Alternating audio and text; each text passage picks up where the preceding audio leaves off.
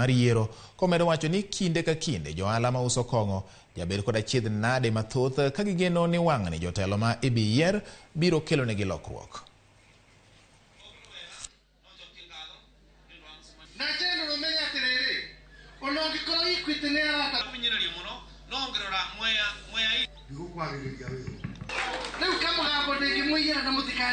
Siku ya uchaguzi hiyo tunasema ni kama national holiday, na karibu kila mtu atafunga kazi ili kwanza tuone tumechaguana, na hasa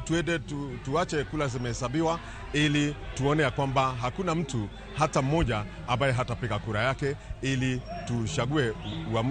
uongozi wa Kirinyaga na Kenya nzima kwa jumla, na hata ma-MC na MPs. Kwa hivyo tungetaka wakati huu tuelekea katika uchaguzi, tutakuwa makini sana ili tuchague wale viongozi wataweza kusikia yale yote tutakuwa tunapitia na shida zile tuko nazo, ili waweze kutatulia, ili tupate wasaa mzuri wa kufanya hii biashara. Kwa saa hii tumeona tutafute mwenye anaweza kusikiza masinda yetu na mwenye amekumbali kuongea na sisi na ametupromisi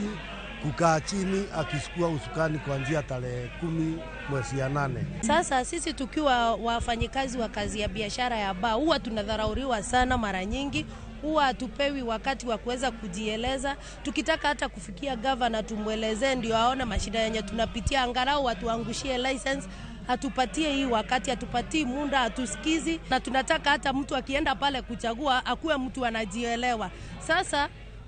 tutafunga kazi ndio tuende tumalize kazi hiyo ya kwenda kupiga kura,